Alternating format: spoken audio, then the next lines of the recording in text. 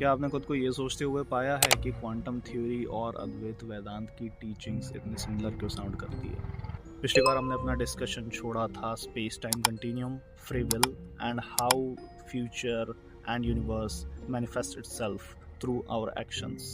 अब देखते हैं कि कैसे कॉन्शियसनेस जो हमसे सब कुछ करवाती है सिर्फ इस ब्रह्मांड के जीवित वस्तुओं तक सीमित नहीं है, बल्कि it also transcends to each and every piece of matter in this universe. एक बात हम अभी नोट कर लेते हैं कि कॉन्शियसनेस और फ्री विल का एक बहुत स्ट्रॉन्ग कनेक्शन है। क्वांटम थ्योरी क्वांटम फील्ड्स के बारे में समझाते हुए कहती है कि हर क्वांटम फील्ड के पास मल्टीपल प्रोबेबिलिटीज होती है, जिनमें से वो एक एक्चुअलिटी मैनिफेस्ट करती है। और ये जो एक्शन है या डिसीजन है, this is completely random and non-algorithmic. So what is completely random and non-algorithmic? It's free will, and free will is strongly connected to consciousness. So क्या हम ये कह सकते हैं कि quantum fields and consciousness are not very different things? Or maybe quantum fields have consciousness. So consciousness is not something limited only to the living beings.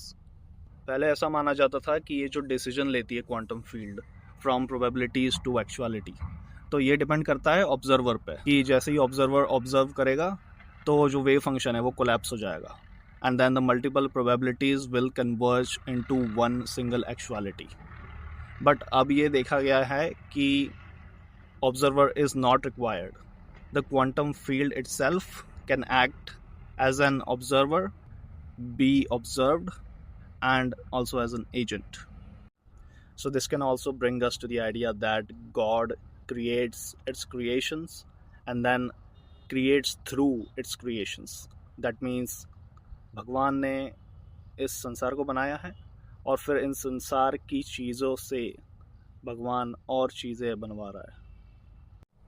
So it's like God created us and then we are playing the role of God to create more things. और इसी को कहा जाता है universal consciousness, या जैसे अद्वैत वेदांत में कहा गया है ब्राह्मण।